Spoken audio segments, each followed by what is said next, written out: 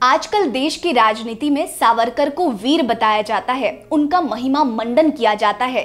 लेकिन अंग्रेजों को माफीनामा लिखने वाले सावरकर वीर थे या नहीं, ये शोध का विषय है। ये सच्चाई है कि हिंदूवादी और मनुवादी राजनीति करने वाले सावरकर कभी भी बाबा साहेब को पसंद नहीं किया करते थे। कुछ लोग तो ये भी कहते हैं कि सावरकर बाबा साहेब से जलते थे। आज की वीडियो में इसी पर बात करेंगे। नमस्कार, मैं हूं आपके साथ रीटा और आप देख रहे हैं भीमसेना। आज की वीडियो में मैं आपको बाबा साहेब और सावरकर के बीच लंबे समय तक चले विवाद के बारे में बताऊंगी। उससे पहले अगर आपने चैनल को सब्सक्राइब नहीं किया है तो जल्दी से सब्सक्राइब कर लीजिए। वीडियो पसंद आएगी तो लाइक कर लीजिए और सावरकर के बारे में आपकी क्या राय है हमें कमेंट सेक्शन में वो जरूर बता दीजिएगा। बाबा साहेब और सावरकर के जन्म में कुछ ही वर्षों का अंतर था। एक और सावरकर उच्च जाति में पैदा हुए, उन्हें मान सम्मान मिला, विरासत में चीजें मिली। वहीं दूसरी ओर बाबा साहेब नीची जाति में पैदा हुए और उनका बचपन संघर्ष में बीता। अस्पृश्यता और छुआछूत जैसी चीजें इतनी भयंकर और दुखद थी कि बचपन से ही बाबा साहेब ने इसके खिलाफ लड़ाई लड़ना शुरू कर दिया था।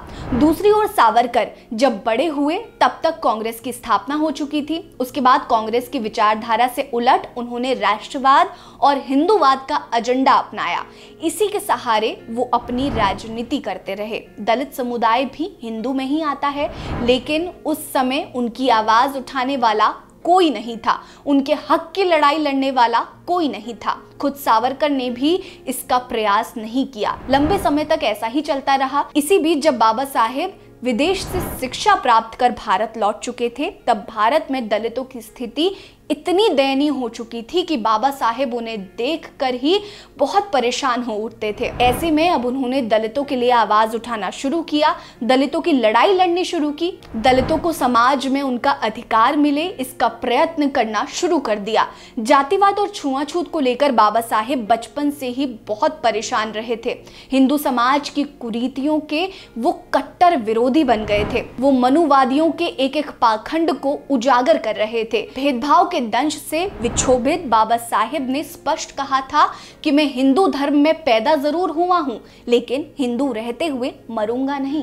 इसके कुछ समय बाद ही उन्होंने हिंदू धर्म को त्याग दिया था। जैसे जैसे बाबा साहेब का कद बड़ा हो रहा था, वो दलितों की आवाज बन रहे थे। वैसे वैसे हिंदूवादी नेताओं के भीतर बाबा साहेब को लेकर कुंठा बढ़ती ही जा रही थी। तो दूसरी ओर तमाम हिंदूवादी नेताओं की नजर में बाबा साहेब खटकने लगे थे। वीर सावरकर भी उन्हीं में से एक थे। हालांकि बाबा साहेब के प्रति वीर सावरकर के रुष्ट होने का एक कारण ये भी हो सकता है कि बाबा साहेब ने एक बार नहीं बल्कि कई बार सावरकर की विचारधारा और राष्ट्रवाद के एजेंडे की पोल खोल कर रखती थी। बाबा साहेब ने सावरकर के हिंदुत्व, कथित राष्ट्रवाद और उनकी राजनीतिक वैचारिकी को भारतीय राष्ट्र की अवधारणा और समाज का विरोधी बताया था।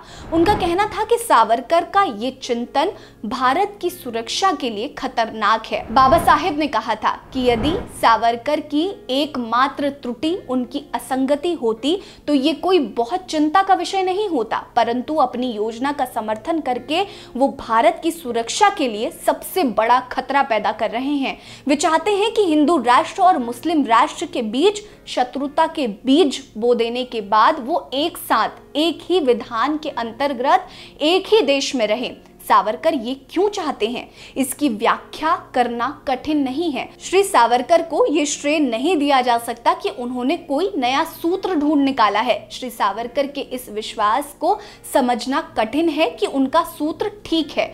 उन्होंने स्वराज की अपनी योजना को पुराने ऑस्ट्रिया और पुराने तुर्की के नमूने और ढांचे पर आधारित किया है। उन्होंने देखा कि ऑस्ट्रिया और तुर्की में एक बड़े राष्ट्र की छाया में अन्य छोटे राज्य राष्ट्र रहते हैं जो एक विधान से बंधे हुए थे और उस बड़े राष्ट्र का छोटे राष्ट्रों पर प्रभुत्व होता था। अपने इस बयान के साथ बाबा साहेब डॉक्टर भीमराव अंबेडकर ने सावरकर की विचारधारा की हवा निकाल दी थी। हालांकि आजादी की लड़ाई लड़ते हुए सावरकर जेल भी गए, लेकिन जेल प्रवास के दौरान वो टूटते नजर आए।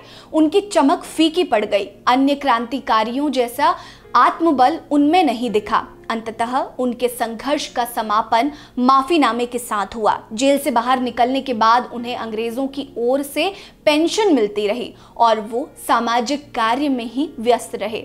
जेल से निकलने के बाद वो सक्रिय रूप से आजादी की लड़ाई में नहीं दिखे। दूसरी ओर 1947 में देश की आजादी के लगभग 9 साल बाद यानी 1956 में बाबा साहेब ने बौद्ध धर्म अपना लिया। हिंदू धर्म त्यागने के 21 सालों बाद उन्होंने ये फैसला लिया था। अंबेडकर ने जैसे ही बौद्ध धर्म अपनाया, सावरकर का एक लेख चर्चा में आ गया।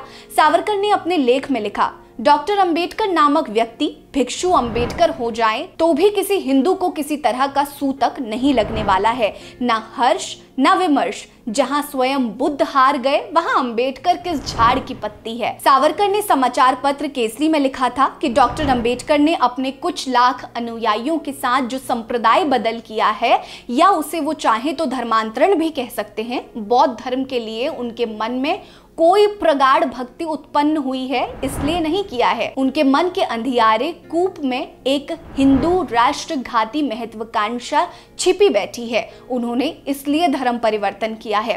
बाबा साहेब को लेकर सावरकर के विचार ऐसे ही थे, लेकिन खुद सावरकर, जिन्होंने अंग्रेजों की चरण वंदना की, माफीनामा लिखा, अंग्रेजों के वफादार होने की कस्में खाई, उन्होंने देश के लिए क्या किया ये आज तक स्पष्ट नहीं है। सावरकर को मानने वाले ये दावा करते हैं कि उन्होंने जेल से बाहर निकलने के लिए माफीनामा लिखने की चाल चली थी, लेकिन अगर ऐसा था तो फिर जेल से बाहर निकलने के बाद वो स्वतंत्रता की लड़ाई में शामिल क्यों नहीं हुए?